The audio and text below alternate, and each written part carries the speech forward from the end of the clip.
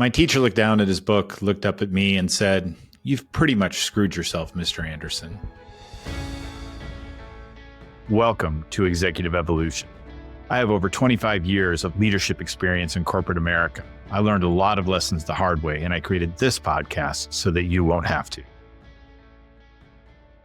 This isn't quite a leadership story, but way back when, as a young high school student, I had a really tough teacher for a class. And he, at the time, always told people what their grades were before going into finals so they knew what they needed to get on their final to get their grade. Pretty sure you can't do that anymore. At any rate, it was my senior year. I hadn't really been trying too hard. And he looked at me, read out my grades, and said, I pretty much screwed myself to getting the grade I wanted. He set the standard for what I needed to do. And by God, I did it. Probably bombed a couple other finals because I put so much time into that one. But he laid down the groundwork for what success was going to look like for me. And in today's interview with Marc Rust, the CEO and founder of Consequently Creative, we talk about the importance of setting the vision of what success looks like, even if that's really a high bar. What's important is for us as leaders to tell the team what the bar is so they know what they're walking into when they begin to work for us. So that's enough of a preview. Let's jump right in to today's interview with Marc Rust. Marc, welcome to the Executive Evolution Podcast. I am so glad to have you here today. Thank you. Yeah, thanks for having me. It's great. Oh, yeah. We used to work together many, many years ago in the Chase era. I know. I must make you feel old. A little bit. Right? Everything makes me feel old. Yeah, right. Come on. But we were both so young, and yeah, it was a different time. Yeah, absolutely. And now you've got this whole business going, Consequently Creative. Yeah, it's awesome. We're still a baby in business years, I guess, but it's going great. It's awesome. I'm so grateful, so happy working with my favorite people, delivering great projects. Love it. So we were just talking the other day, and it's like, let's talk more leadership and get you on the pod. So are you ready to jump into what I call the lightning round, but never actually is a lightning round? Yeah, I don't think anybody's ever ready. So no, I'm not ready. All right, we're going to go. You ready? Yeah. What is the best book on leadership you have ever read? So I'm not crazy about leadership books, but if I was to say one, it would have to be a Seth Godin book. He wrote a book called Linchpin a few years back. It's great because it's the book that kind of gives you all the shortcuts in order to get promoted, to be a leader in your field and do better, constantly do better, and ultimately make your boss's life easier by being that solution provider for the people above you, the people below you. And I really took that book to heart. It's one of those things where I've always found it difficult to read business books because a lot of times business writers are not the best writers, but audiobooks, great. So my thing is just do an audiobook, but take notes while you're listening to it and then go back and read those notes. For me, listening to something, taking notes, just sets it in stone. Well, and it's so interesting. I've not read that Seth Godin book, but I've read others, and he very much distills the ideas. Yeah. Right? It's not just like a bunch of words to write a bunch of words. He very much distills it down and makes it very focused, is what I find. Yeah, he'll say things that you're like, oh my gosh, yes, this has made sense to me my whole life, but I've never verbalized it, you know? So yeah, that's really great. That's a book that's helped me. And then I have to mention another one. It's definitely a leadership book because it could apply to everybody. But when I was in high school, I came across this book that just changed my life. I was a very poor student. I was always a poor student. And then one day in high school, I was at my best friend's house and this book was on the coffee table. It was his father's book. And I picked it up and started reading it. And I was like, dude, I've got to steal this book. Tell your dad that I will give it back. I never gave it back. But it was a book called Use Your Head by Tony Buzan. Use Your Head. And it just tells you how to think, how to organize lists, how to learn something very quickly, and just small little things that turned me into a really, really good student. Yeah, and some of the stuff was just like, when studying for a test, you should take a break every 15 minutes because they find out that, and this is just one example, when you listen to something or you study something, you remember the beginning and you remember the end intensely. So if you can reduce the amount that you are studying into little bite-sized pieces, you're going to remember more. That's amazing. Yeah. And completely related, but not germane, but I'm going to say it anyway. I just saw a thing yesterday that said AI actually works the same way. Really? It remembers the beginning and ending of stuff, but gets a little fuzzy in the middle. That just goes to show, we're all robots. There you go. All right. Question number 2. Who is your leadership crush? All right. This one is super easy. It's Richard Branson by far. Okay, why? He's not come up before. He's never come up before? Well, No. first off, he's like the anti-entrepreneur, right? He's the anti-leader. He never went to school. He did not graduate high school. He named his company Virgin because they said they were virgins at business. They did not know what they were doing.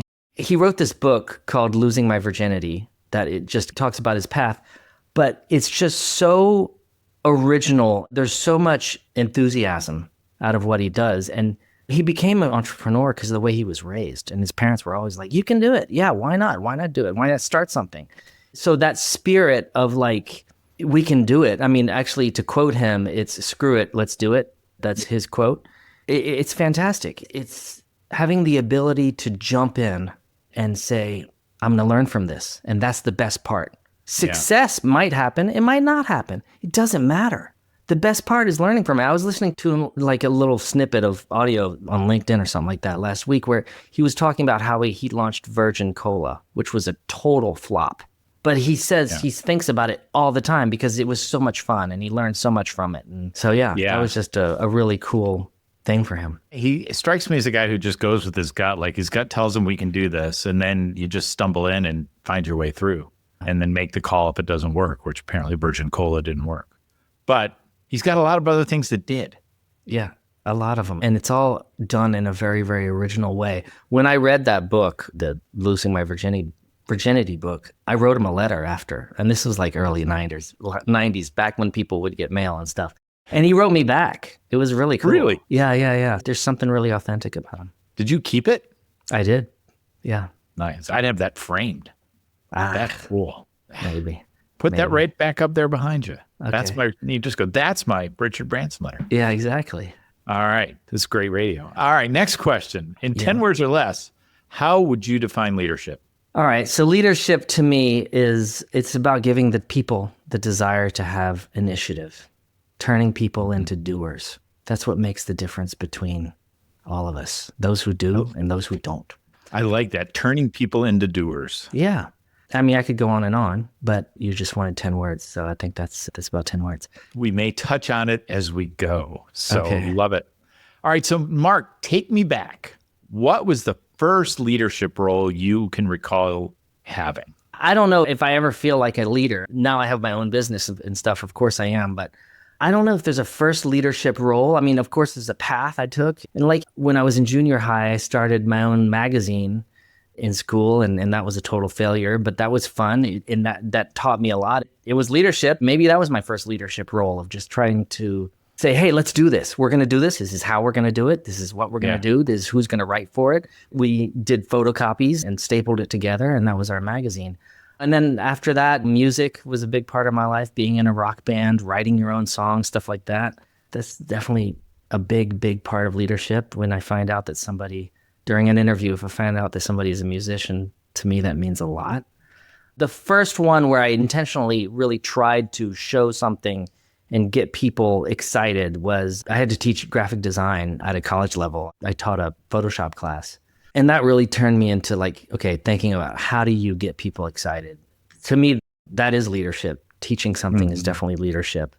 And then from that, obviously, the first time I became a creative director at an agency, just the going from art director to being called creative director is the big step that you make at one point in the kind of career that I have, where now you have a team of designers. Now you have to like motivate these designers and produce amazing work consistently. So I think it's the first time I became a creative director. It's the first professional versus the non-professional junior high stuff, professional leadership. But I think what's interesting in that, right, is that through line, all of that is this kind of creative vision you have, and then you have to kind of get that through other people to execute, to kind of, what you said before about like turning the people into doers, following your vision. Yeah. So in all those, how did you find it most effective? Because I'm sure when you're a creative director, right, you've got creative people around you. I'm pretty sure they don't always agree with your creative vision. No. So how do you harness all that as a leader, a creative leader harnessing creatives and push the idea out? To me, I think that you need to celebrate initiative. You need to create a fertile ground for initiative to happen. It's about inspiring people.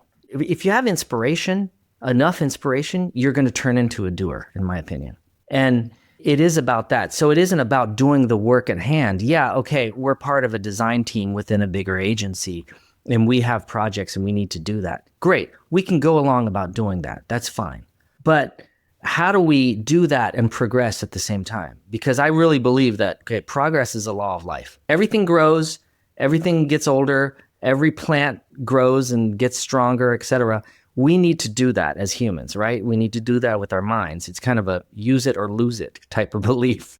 But so you need to constantly, have your eye out on some sort of vision of something big. Even if you don't know how to do it, even if you don't know how you're going to get there, that's fine. And that's why I love music so much. Music has been such a big, important part of my life. And I love working with musicians because a musician is a person that can have a vision and get there.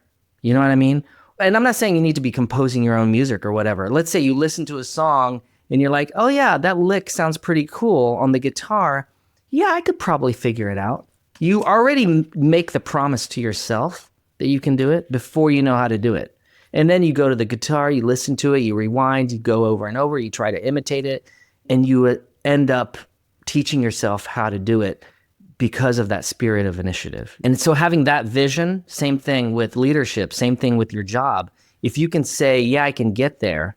I have an idea, I can get there. That's what entrepreneurship is all about. Like, how do you find through those roles, especially in that first role, how did you harness that energy then to kind of get everybody to get there? What did you find effective for that? Obviously, you need to hire the right people and you need to find the talent that can do it. And I have to admit, that's really hard to do. For me, when hiring people, designers, for example, it was always important to me that it wasn't a designer that didn't just come across design in college and say, oh, yeah, I like that. Let me learn about that. Oh, I like it. I'm going to turn it into my career.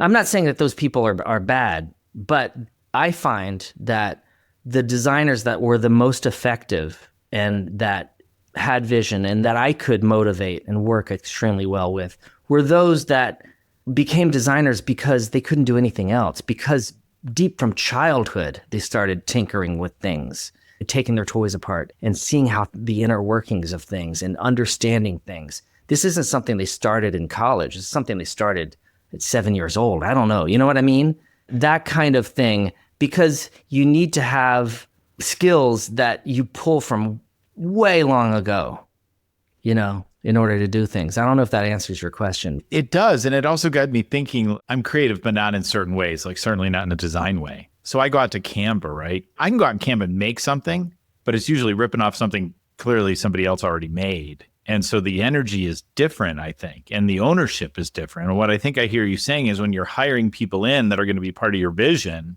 you want people to have ownership of that urgent initial vision because they're going to be able to feed into the creativity more than somebody who said, oh, yes, I learned that blue goes so good with red if you do it in a triangle and a circle. And now I apply that. Is that kind of what you're saying, or am I just way off? I don't think it's bad that you're going to Canva to do something, because I think that it's impossible to start from a blank page. You have to start from something, right? Going to music and going probably the bands that you and I listen to, even new bands that you and I listen to, well, those are bands that got influenced by the music of the 60s, 70s, 80s that have formed what modern music is today. That's not bad. I mean, they've got their influences. Influences are important. And because you can't start from a blank slate. In the same way that going to leadership, I think about what are the best bosses that I've had out there? What are the most difficult bosses that I've had out there? But more importantly, who did I learn the most from? I think about like the nice boss. I didn't learn anything from the super nice boss. I learned from the tough boss who pushed me and said, you can do it and you should do it. Or shut up and listen right now. Okay? I mean, I was just watching a movie with my kids, The Devil Wears Prada. Okay? Yeah. I don't know if you've seen that movie. I have. Where, okay, the devil is the main woman, Miranda Priestley, in it, who's the editor-in-chief of a magazine. She has a standard that she wants people to abide by. And that standard is perfect. Less than perfect is not tolerable, right? And people say, oh, well, she's a jerk. She must be horrible to work for. Okay, sure. But you're learning under somebody like that more than anybody else, because you're learning for somebody who has a vision and who's striving for better and better and better. And ultimately, those are the people that are creating the future. It's so interesting. I was having this discussion with somebody the other day about leadership, and they were talking about, reluctant leaders maybe make the best leaders, which I'm not sure is the right rubric for what I think. What makes a good leader is somebody who's willing to set a creative vision and set the drive forward. Maybe you stepped into it because nobody else would, or maybe it was like, hey, I have this idea and I want everyone else to come along. Also, when you're thinking about that, people start thinking about, like you said, the mean boss. What's mean? And even so, what about an ethical boss? It's like, what's ethical? In a lot of contexts of leadership, right? If my vision is to build this company that's going to be highly successful, highly profitable, then sometimes maybe I'm going to have to let people go who aren't great performers. Does that mean I'm an unethical boss, or am I just a boss with high standards? I'm looking to get people aligned with my vision of what I'm trying to do with the business. And if my vision is Miranda's vision of, we are going to do everything perfectly, we don't tolerate anything less than 100% in what we put out in our product, then you're going to do that. And people need to know that coming in, right? If I'm a 75% person and 75% is good enough, I'm sure there's a company I can work for that's going to be just fine. Yeah. But it's not going to be her. And as long as we tell people this is the standard when you come in, then they know. And if you walk in and suddenly you can't live up to that standard, well, you probably should have known that before you got there, because this is how we run the business. You're right. But also, I mean, like, there's been times where I've sat with art directors and looked over their work, and we're looking at it together. And I'm like, it's just not there yet. I don't know what you need to do, but this is not there enough. It's not up to par. It's not what the project needs. It's not meeting our goals. I'm sorry to say this, but you might not have to stay late. You got to figure this out, right? Yeah. And are they pissed off or mad at me at that point? Maybe their feelings are a little bit hurt. I mean, I definitely don't believe in being a bully and pushing people around. Say it respectfully. Yeah. But there's been situations where, okay, I come in on Monday morning and I look at it and I'm like, wow, okay, this is way better. And they're like, yeah, and thank you, by the way, for telling me. Because obviously honesty always wins. Yeah. And I think in that, right, there's a lot of good lessons in that as one. You have to push people to say, hey, no, that's okay, but here's our standard. And I know you need something more in this, and you know it too. Chances are they know it too. Yeah. They just are also like, well, it's 6:00 on Friday. But then the other thing I think that's important in what you noted is then on Monday when it was there, you acknowledged it. So it's okay to push hard, but we also have to acknowledge the effort when they deliver. And I think there's way too many bosses who are great at the push and they suck at the good job part, which is like the easiest part. Oh, yeah. Appreciation is like the easiest thing in the world. Yeah. Oh, And for sure. There's a lot of people that are just like, congratulations, you did your job, move on. Yeah, no, I think that a lot of leadership is obviously about helping people grow in their job, and giving appreciation helps reinforce that, helps reinforce the step that they're stepping on. I personally think that gratitude is the one thing that opens up the big doors in life. Yeah. Oh, yeah. So to press on something we talked about a little bit earlier as you look at it today, and you talked about hiring the right people and the conversation we just had about kind of having the vision. So when you go find those people, how do you help them understand what it's going to be like to work for you? That's difficult. I give them as many examples as possible. I heard once from this pitch master, this British guy on a podcast, that you win a pitch, you get a job, you ace an interview on 3 things. And he's like, you can look at it any old way, but it's always these 3 things. And it's number 1, do they like you? Because you obviously want to work with people that you like. Do you like them? Same thing, right? And then finally, are you hungry? Meaning, are you showing that you've got that grit, that urge, that desire, right? So if I'm looking for somebody who's going to work well with my team, there's got to be some reflection in that. And, obviously, interesting people make great employees because you have a lot to talk about and you can connect on a lot of levels. I always try to find somebody who has a passion, a strong passion outside of work, outside of what they do. I will interview them like crazy on that. If somebody says, hey, I like hiking. All right. What do you mean by hiking? Where do you go? What have you hiked? Yeah. Why do you do it? What do you think about when you're hiking? All of those things turns that person into something far more interesting than just the job at hand, right? Yeah. And by the way, a passion allows somebody to be really good at their job. Right. For example, Albert Einstein, very few people know this, he was a virtuoso violinist. Really? Concert level. And it's because he was such a good violinist that he was such a good scientist. Mm-hmm. They're absolutely parallel. So looking for that sort of stuff allows you to hire people who are really effective, I think. Love it. All right. So, as you've gone over that journey from the first creative director role to this role, what lessons have you brought from then that make you better today? I feel like I'm still doing the same thing, but overall, I have to say that what I've learned the most over leading teams to now leading my own company is that you need to be the visionary. And had I focused more on the vision of things, I think I would have accelerated this journey. I read this really cool story about Elvis Presley, okay? Everybody knows Elvis Presley. Few people know who Colonel Tom Parker is. And for those who don't know, look him up. No, for those who don't know, Colonel Tom Parker was Elvis's manager, and he discovered Elvis. He told Elvis when to sing, when to dance, when to be in a movie, when to go on stage, etc. And they had an agreement on a handshake that he got half of every dollar that Elvis made. And some would argue, oh my gosh, isn't he lucky to have found Elvis? But actually, it's totally the other way. Elvis is extremely lucky to have found Tom Parker, because the world is not lacking talent. We've got enough talent in the world. You go on the street corner, there's many guitar singing guys that are awesome and have a lot of talent, okay? That's not difficult. What's difficult is finding the guy like Tom Parker who's going to actually know how to build somebody up, know how to be the leader, know how to be the entrepreneur, know how to source all the opportunities for somebody. So that's it. Yes, you might have talent. Don't just focus on your talent. Focus on being the person that knows how to move that forward, right? You and I have kids and stuff. Let's say, your kid is a great singer and really loves that. Okay, that's great. But don't just focus on being a singer. You've got a talent. You've got a gift. That's great. Also focus on how are you going to use that voice and do something that is going to actually elevate you.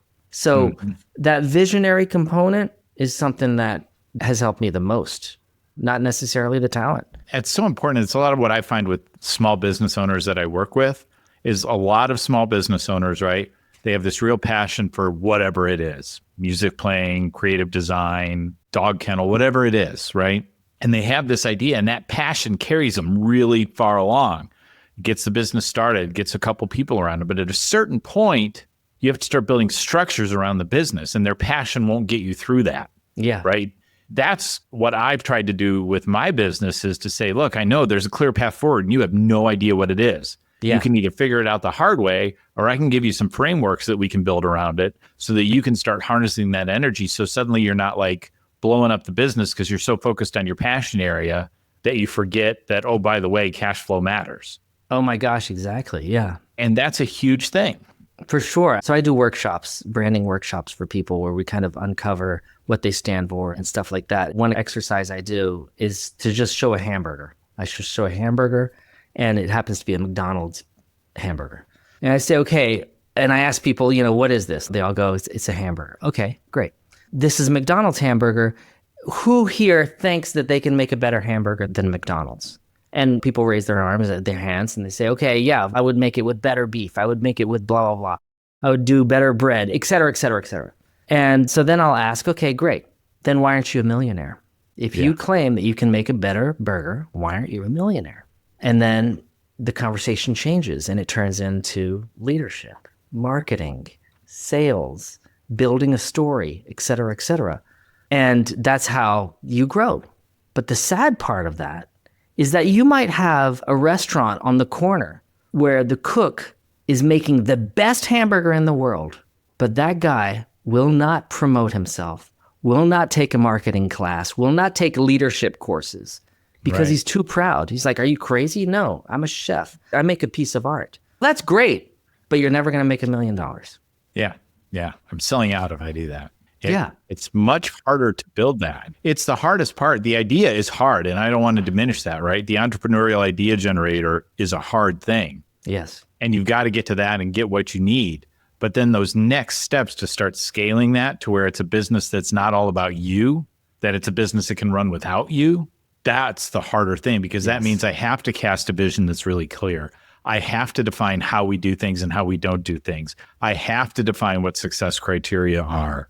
I have to decide how we, show everyone how we prioritize.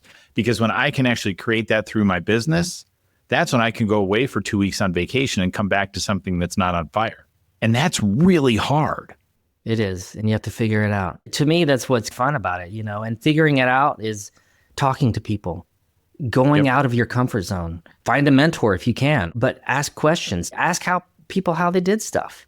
Be interested. Take the class, get the coach, find the mentor. Yeah. And whenever you hear people, I'm sure when you were reading Branson's book, I'm sure at some point he went to a whole lot of people and said, how do I do this? How do I do that? I mean, heck, Steve Jobs tells a story.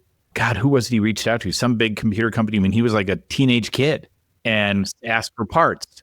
And he got them, right? He picks the phone, calls the guy and gets the stuff. But I'm sure that guy became a mentor to him through every step of his early career that showed him how to do things. Because Jobs, right, if you just look at him, right, he knew how to scale something. He knew how to create a vision, hold standards, and then let that thing grow. Yeah. And it's hard. It's really hard, or we'd all be billionaires. It's hard, but I think that the secret to me is initiative and audacity. Steve Jobs had the audacity to call up the owner of Hewlett-Packard, found his number in the phone book and called him up. It's like sending the letter to Richard Branson. It's easier to think, oh, he'll never get it. Don't do that. It's a waste of time. That's easy, right? It's hard to actually do it. When you realize that just doing it is something that very few people do, and there's actually a way in. You can learn from that. The stories we tell ourselves that stop us from actually achieving what we want to do. Oh, it's insane. Yeah. It is insane. So Marc, last question for you. If you could jump into a time machine, I don't know if you're a H.G. Wells guy, a DeLorean guy, you pick your time machine. You could go back to young Marc in one of those early leadership roles. What's the one piece of advice you would give him that would make him more comfortable, more calm, more confident at that stage in his journey? First off, the time machine itself, I'd like it to be something that I was not expecting. It's a cardboard box and you walk out and you're like, what the? Oh, the Calvin and Hobbes model. I love it. Maybe, yeah. Or I don't know. You just walk through a door, something happens and you have to figure it out. That would be really cool. I would say don't be afraid. I think that fear is the thing that holds us back the most. You only regret what you don't do in life. It's not like you're going to be at the end of your life on your deathbed and be like, oh, I'm so glad I didn't try to start a company. Or I'm so glad I didn't go skydiving. The hard things should be done. Yeah, love it. You don't regret what you do. Regret what you don't do. And it's easier said than done, okay? I understand that. I would also encourage myself to figure out how to finish things. So much of us start things and we don't finish. Do you know the number of people, myself included, who are writing a book? It's easy to start writing a book. Everybody can start writing a book. Finishing a book is really hard. That's the thing. Yeah, 100%. So, yeah. And then, I don't know, can I keep on going? I would say don't waste time on social media, that kind of stuff. Yeah, well, there's all that. But I think don't be afraid and finish what you start. Those are huge, especially when we've got a million things hitting us at our early stages. So, Marc, this is great. If people want to find you, connect with you, learn more about you, what are the best ways for them to do that? You can just Google my name, Marc Rust, Marc with a C, please. You can check out our company, consequentlycreative.com. And of course, I'm on LinkedIn and on Instagram and all that stuff. Perfect. Well, Marc, thank you so much for coming on and sharing the story of your executive evolution. I appreciate it. You're welcome. Thanks for having me. Fantastic. Boy, I really enjoyed that interview with Marc. He and I worked together many years ago, and our careers have gone in very different directions, all good and all positive, but it was great to have an opportunity to catch up. As always, I like to talk about what I took away from the interview in the 3 areas of competence, confidence, and calm, which I think are key areas for us to be successful leaders. In the area of competence, I loved what Marc said about his definition of leadership is turning people into doers. That's a high level of competence. We can have a lot in our head about how we want things to be and where we want our team to go. But if we can't translate that into language that our teammates can understand so they can carry that vision forward, we've really failed. We teach them how to become doers and executors of our vision. So that's really how we start to display our leadership competence. In the area of confidence, I don't know much about Richard Branson. Obviously, I know what he owns, but some of the stories Marc shared, that idea of just go, just dive in, take that step. It's so important for all of us in our leadership journeys to take the best information that we have in the time and step into it. And that's the lesson that Marc shared with us. And that does take a lot of leadership confidence for us to do. And then finally, in the area of calm, it's kind of related, but don't be afraid, just do. We can spend a lot of our time worrying if we've got all our I's dotted and T's crossed. And that can really get us torqued up. But if we want to be successful as leaders, we need to take that breath, take that moment of peace, and just don't be afraid and go for it. So, Marc, thank you for sharing the story of your executive evolution. As always, you can go from being an accidental leader to the greatest leader of all time. All it takes is developing your competence, confidence, and calm. See you next time on Executive Evolution.